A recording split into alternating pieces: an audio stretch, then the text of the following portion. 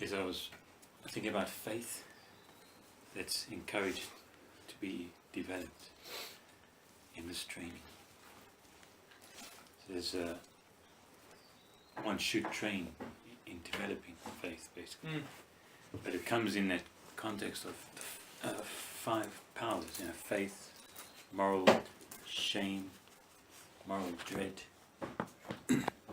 energy, and wisdom. Right. 5 powers. Yeah, it is, isn't it? Yeah. And faith in, like it's really, we all have faith. We have faith in the Buddha. Out of, through reasoning, it's a good teaching, it makes sense. Yeah. And then you decide to walk the path.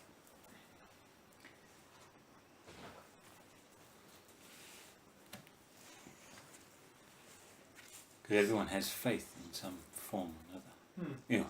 In regard to something. Faith in the world. Yeah. Faith in their education, faith in the family, faith in loads of things. So you think that you believe in family, you believe in sensuality, you say. You think it's going to do you good, so you place your faith in it. But somehow we don't really recognize that we're placing faith in these things. Oh, sure. Well, a person who doesn't develop self-awareness on account of their own faith, which is, the faith is inevitable. You have to have faith in something, or believe in something. Where you say, I don't believe in anything, that's your belief, basically. Yeah. But whether a person recognizes that or not. So now if you recognize that, yeah, that is the... Well, then you start feeling responsibility for your faith. As in, you can't be just justified, well, this is my belief. No, you realize you choose to hold that belief. So you're responsible, which means you can also choose to stop holding it. So then you start to scrutinize your own beliefs. And then you might actually arrive at a better beliefs and better truths, as in more honest, more wholesome. Mm-hmm. So there's the power of faith. Well, the power of faith would be, say somebody has fully scrutinized it, is fully accept responsibility for it, and then he realizes what matters. Freedom from suffering matters. That's pretty much whatever people do in their life is because of how they feel. So you realize, why don't I have faith then in something that actually pertains to this like absolute fundamental, most crucial points of human existence? Not like a random faith in this or that, which is sort of perishable. So in that sense, that faith becomes his power, because of that faith, he then starts to apply himself according to that instruction or teaching and so on. Similarly, the faith in a doctor you would have. Like, unless you start scrutinizing, you're just going to put your faith in the first quack that comes your way, basically, and you just won't think further, because just it's a doctor, I don't need to know these things, he'll help me. But he might want to help you, but he might not be able to, as in he himself is unaware that he's not actually adequate doctor. So unless you start scrutinizing it as well, you're at a lot of risk. But you start scrutinizing, and then you place that faith correctly, and somebody is like, no, this guy can cure me from this or this or this. He can manage this symptom or that symptom or some other symptom. But this doctor uproots the actual illness. Or so it seems. I need to find out. So in that sense you develop faith. And that faith is a power if it's placed rightly. Because without that faith you wouldn't have started the practice. Mm-hmm. And it said the same, like an Arya Savaka, the noble disciple, if he lacks faith, as in could use a bit more faith in certain aspects, that's why he's not free from sensuality yet. By developing faith, as in just reminding himself that he just needs to stick to the principle, and even the sensuality will fade. the distraction of senses will go away. But by not having that faith, by not reminding himself of just sticking to the principles, those things still linger. This says it with lack of faith, a person will disrobe. A monk will disrobe. Lack of faith. Oh yeah, yeah, of course. And then some stay monks, they have faith, but they live their life with tears in their eyes, painful. Right. There's no result. Right. Yet they have faith in wholesome qualities. Yet there's no result that they see. Yeah. He says that's better. It's still better than Yeah. disrobing, yeah, sure. Yeah, even if the monk spends every single day of his life in tears of restraint and stuff, it's still better than disrobing. Yeah. Because he's still actually making effort that counts. But also, the faith is inevitable. So, what are you going to place your faith in? You in something, either the world or the Dhamma. Or the renunciation of the world. Renunciation. Yeah, which is the Dhamma. Beyond the world. Yeah, exactly. Yeah. No, that's what I mean. You're not really concerned with this particular faith or that. You start looking at the fundamental aspects, and it exactly comes down to you either want the world, have faith in it as something that friendly disposed towards you, or you don't have that faith. You have faith in actually renouncing the world. You can't have it both ways. So you can't say, well, I'm renouncing the world, but I also think the world is quite friendly towards me, a friendly disposition, safe place, all these things. No, you wouldn't. So it's either you accept it, or you want to overcome it. So that's what we said. It's better to, even if like you're not necessarily arriving at any results, to still maintain the faith in renunciation, faith in overcoming the world, faith in saying no to the world. It's difficult. Because there is a chance that wisdom can arise out of it. But certainly, wisdom won't arise if you said yes to the world and went back to the senses.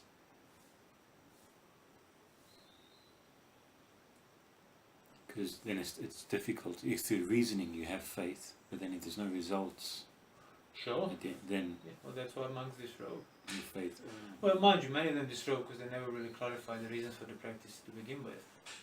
And then just while the inspiration lasted. And that's another thing actually. Yeah, it's good to point out. People confuse faith and inspiration as well. They think when they feel inspired they have faith. That has nothing to do with faith. Faith is that recognition of this will be beneficial for me. I don't know for sure, but it seems so. So, because of that recognition, you apply yourself. And that's exactly what the Guru points out when he says, even if it hurts, even if there are no results, you keep doing it. Because it comes out of a recognition of wholesome. Well, but inspiration, it's like when you're riding the wave. Oh, everything is easy because you're so inspired. Yeah. It's like a spiritual honeymoon. But that will have to run out. And you would have been better off not even giving rise to it, but some people can't help it. But once it runs its course, that's where the practice starts. Not like when you feel like doing it. It's when you don't want to do it. And you want to go back to the world.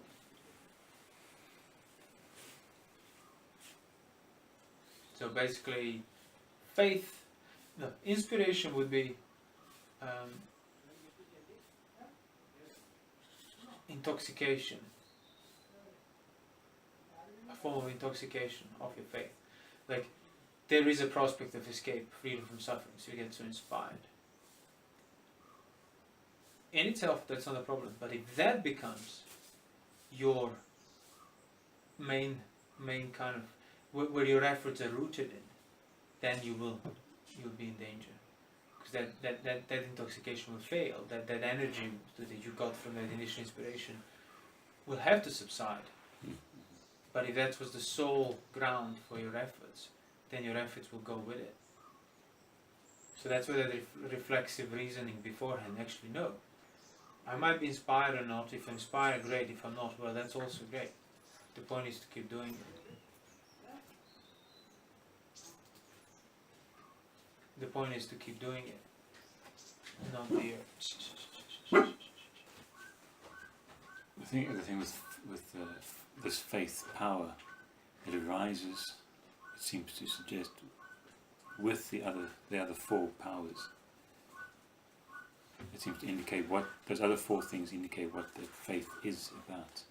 It has already got wisdom. It's already consisting of energy. It contains, it contains the possibility of it, yeah. Because if your faith is just based on, I don't know, the appearance of somebody who's talking about some teaching or something, or the charisma, or the energy, inverted comma, I mean, that's not faith, that's just intoxication, that's laziness. Where you don't want to do the work of scrutinizing, but you just want to ride off the wave of inspiration. Oh, he must be an arahant, let's go and live with him, as if that does anything to you. The only way you'll benefit from an arahant is if you start understanding what being an arahant is. And also, how can Puthujana know who an arahant is? How can you, oh, he must be an arahant? What difference does it make? But if your faith is not rooted in that blind intoxication, then you'll be scrutinizing. How does the person live? What do they teach? Do they live what they teach? Does their teaching make sense? Does their teaching pertain to the ultimate goal that results in liberation? If you start saying yes, or if you're not sure, okay, come closer, have a closer look, ask more questions to yourself. But then if it seems more right than other things you encounter, then you have to start doing it. You can't just keep your distance and expect to understand it. And that's where the faith comes in. Once you scrutinized, okay, no, I'll start with this, then we'll see. You still don't commit to it blindly. You keep reflecting on what you're doing, but you stop looking for faults as well. And if you start thinking like that from the start, then yeah, exactly. If your efforts are correct, if your scrutinizing has reached a sufficient amount, you will start recognizing certain criteria, and then the wisdom will be arising from it. And then the energy will be arising from wisdom, the whole the verification from freedom from suffering will be arising from wisdom, from understanding. You can build up a momentum from that. Yeah, in a way, yeah. But it's not a momentum of inspiration, as in... I mean, it's obvious how I'm using inspiration. I mean, if other people use the word inspiration for that manner, that's fine, but I qualified it. Yeah. 5 minutes ago, usually inspiration means, it's kind of taking you, not you taking it. Yeah, faith. The inspiration takes you, you don't. But faith, you take it. Yeah, yeah. Inspiration is when you make the faith take you, basically. Because it says you must have faith in wholesome qualities. He has faith in wholesome qualities. Yeah. So you read, these are wholesome, why are they wholesome? Yeah. It's a safety. Yeah. So that's exactly the thing. Like somebody who starts, they don't know why is wholesome wholesome and why is unwholesome unwholesome. But they need to have faith in it. That's why you take on the virtue in the sila. On trust. So you have faith because on some level it's kind of making a bit of sense. That restraint is better than non-restraint. And because of that faith, because of adhering to that principle that you discern through the faith, then actually you get to see for yourself. Wholesome is wholesome, unwholesome is unwholesome. That's when Sotapanna's faith, when Puthujana becomes a Sotapanna, his previous faith becomes confirmed confidence in the Dhamma, in the wholesome as wholesome, in that criteria. He sees it for himself now. So then for him, faith becomes inconceivable. That faith is gone, because now he's confident about it. So faith implies a degree of ignorance, as in you don't know it. To the extent you don't know it, to that extent you have faith in it. But not like faith, as I said, oh, I have faith that this will sort all of my problems out. No, I have faith that if I do this, I will sort all of my problems out. And that's a not even so subtle shift, but many people would sort of fail to faith in a meditation technique, for example. People can invest lots of effort and stuff, but the faith is placed on the content, what they're doing. As in, if I keep doing this, then the solution of all the problems, as in the enlightenment, freedom from suffering, will happen to me because I've been adhering to this. And that's completely blind faith, because they're completely divorced from any rational recognition of, well, wait a minute, why is it wholesome to just be doing this meditation technique? Am I understanding anything? No. What are you going after when you're doing a random observance? You're going after experiences. So you have faith that random experiences, one of them will be the right experience. So you have faith that a random experience will do the work for you, as in will result in enlightenment. No, adhering to wholesome, avoiding unwholesome, reflecting upon wholesome, reflecting upon unwholesome, keeping the precepts, having a sense of shame. having a sense of shame, exactly. Doing Yeah. that. And there is no technique that Making an effort. that can encompass that. Making an effort, yeah. No technique will make the effort for you. No No. technique will give you the wisdom. No. No technique will make you have a sense of shame Exactly. or feel that. People think, wrongly. well, all these things are necessary, but then the technique will get you to that point. But the faith in the point, that's the blind faith I talk about. It's a mistaken faith. The faith should be in your effort, not to the point that randomly arises, sometimes does, sometimes doesn't. Some novelty experience. That is completely secondary. The faith is in that, has faith in abandoning unwholesome, has faith in cultivating wholesome. How can you cultivate something or abandon something if you're not discerning what that thing is? And how can you discern it if you never make the effort to think about it? If all of your efforts are aimed at suppressing your thinking and focusing on one point and whatnot, to get the energy releases and so on, and then, oh, see, I had faith and I had this energy release, I must be a Sutpa.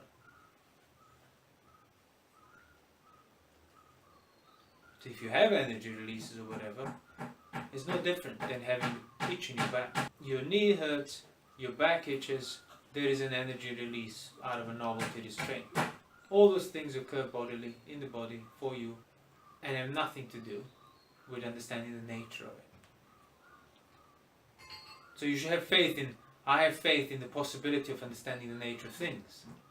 Not that I'm going to have faith in this particular method of walking or breathing or something, whereby I won't have to think about anything else. If I just adhere to it, it will sort me out. Well, not in the Buddha's teaching. Yeah, having faith in the Buddha, it's rightly self-awakened. Someone's translated it. Right. Because he made his own effort. Yeah. He didn't follow No. so-and-so's technique, which bing, and then all of a sudden led him to enlightenment. And when they ask him how, he described an understanding of the suffering and fear from it. He didn't say, oh, well, by walking 3 steps to the left, 4 steps to the right, by watching your nostrils and observing the movements of your belly, or sensations in your shoulders and whatnot. No. He said by understanding suffering, cause of suffering, cessation of suffering, and the way it leads to the cessation of suffering. A full understanding.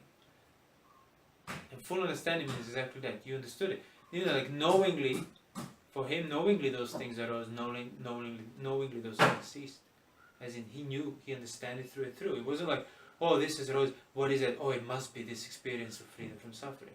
It means there's no understanding there. You're just the guesswork, just mystifying now and hoping that it's that. But the fact that you don't know that it is, means it isn't. Because freedom from suffering comes through the knowledge of it. He knows that he knows, as the Buddha describes Sotapanna. He knows that he knows freedom from suffering. Not just he had experience and then he kind of deduced that he must be understanding freedom from suffering because, you know, I suffer less. Suffering less doesn't mean you're free from the nature of suffering. Suffer less means that you suffer less due to circumstances or whatever. Which means then you're going to suffer more. But if you think that suffering less matters as a measure, as in you suffer less amount, but it's still the suffering. Then all the Deva realms, Well, the Deva realms. That, and also, if you have that view, means you're not going to make the work, make the effort. No, I was going to say, if that's the view, means, and if you think that, oh, I suffer less, thus it's good, my practice is bearing fruit, I don't see any other distinction of full understanding, but I suffer less. And fail to see that it's because of circumstances, because of the restraint and so on, not because of wisdom. So when circumstances change, and they will, when the suffering hits you back, it's going to be too late to do anything about it. So yeah, if you suffer less on account of your restraint and faith in the practice, that's great. But that in itself, it's not a solution. Suffering still touches you. You want to be not touched by the suffering in the first place. And then you can say you truly. You're not free from suffering just circumstantially, but through the understanding. But yeah, if freedom from suffering is measure of your understanding, then exactly, many Puthujjana would sort of think, well, you could argue then they're fine as Puthujjanas because they don't really suffer much. But it isn't. How much you're exposed to suffering on a particular basis, it doesn't matter. What matters is, as the Buddha said, whether you're prey to suffering, as in whether you're liable to suffering to affect you. Is there a possibility? Exactly. I might not suffer now, but is this true for the future? Mm-hmm. If something happens to me, something unforeseen, an accident, will I be unaffected by it? And if you're not sure, means you do not know the way out of suffering. If you're not sure that you won't be affected. If you're sure that it cannot affect you, because you understood the way out of suffering, then then you can truly say, yeah, it's not a problem for me. And you will know that. Because if you think about an accident happening to you in the future, and see, even that thought actually contains the displeasure of that prospect, of that possibility. And if you're not free from suffering, that thought will already be affecting you. But if you are, it won't be. Then you know whatever comes through that thought won't affect you either. It's going to be an extreme inconvenience. You get disabled and whatnot, but you won't suffer on account of it.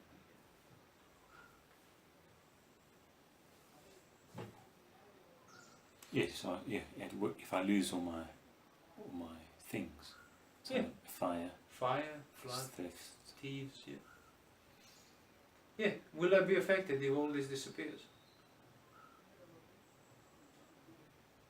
And you don't have to go and start throwing your things away.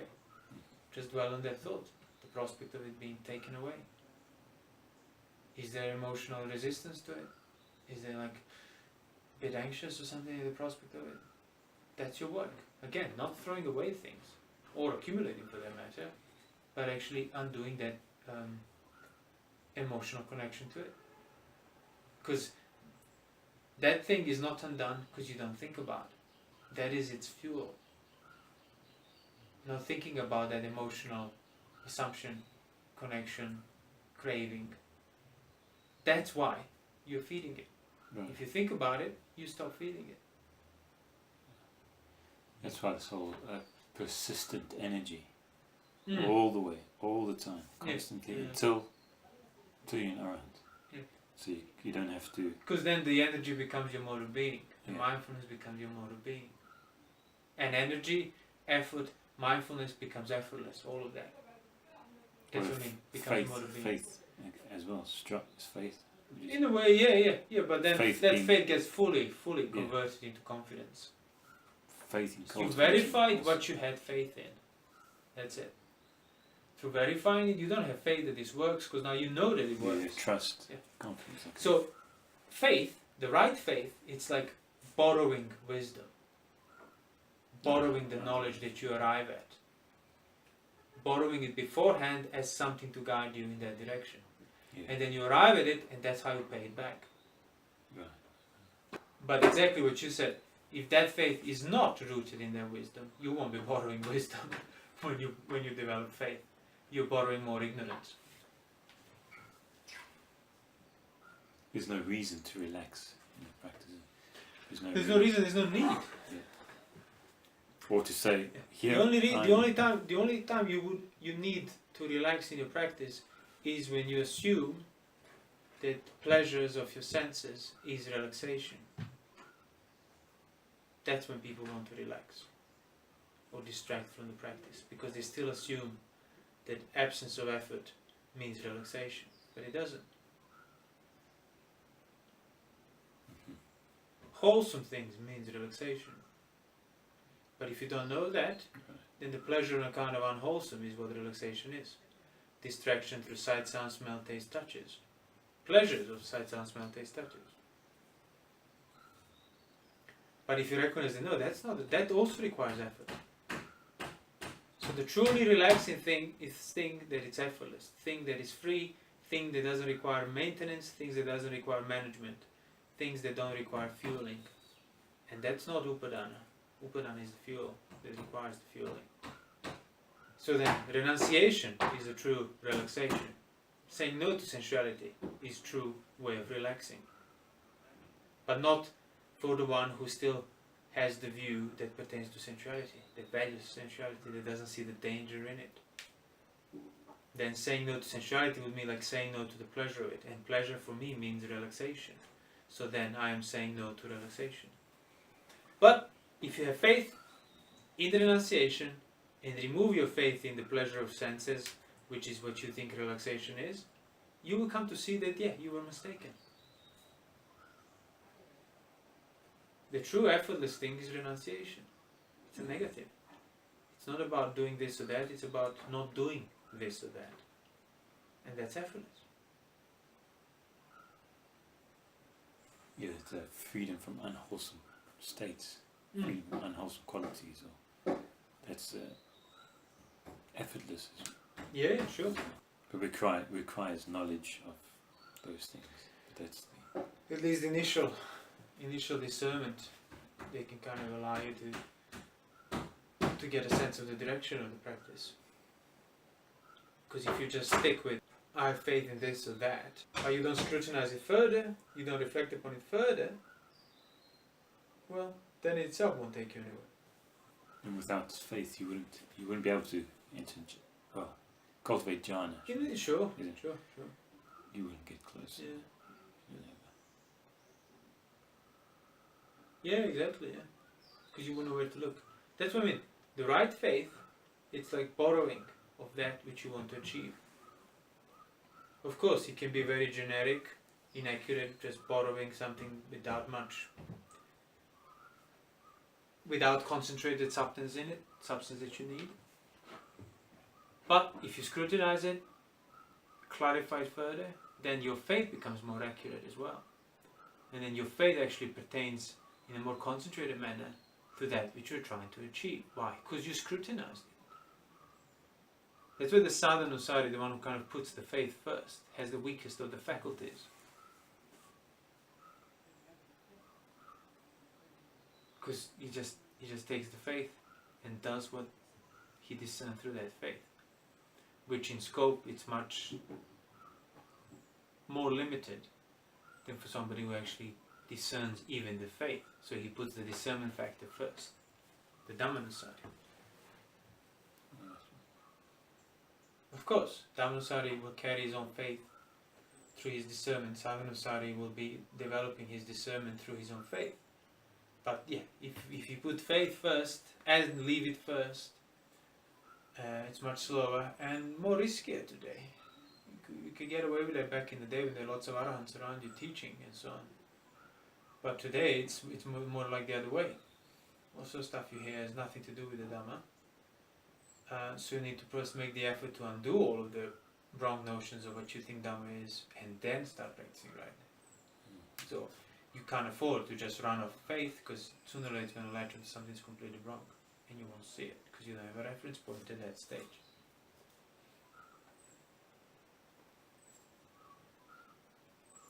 But putting discernment first, it's much more unpleasant. More anxiety, more dread, more doubt, more pain. But then what's the big deal? Yeah. You suffered millions of lifetimes, you will suffer millions of lifetimes. What is one lifetime more? Because at least you're trying to practice Dhamma rightly. So yeah, even if you suffer, as the Buddha said, even if you spend the rest of your life in tears of restraint and don't get anywhere, it's still worth something. It's still better, because you never do that. For eons and eons and eons, you never do that.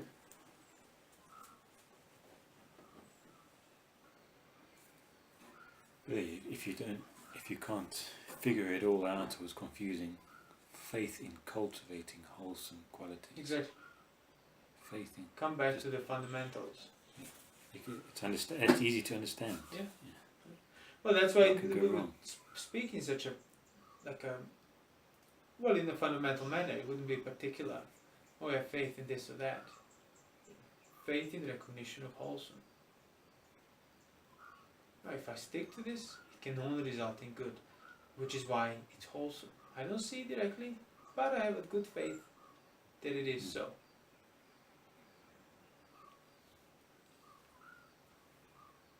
So, and the same by body and the speech and the mind.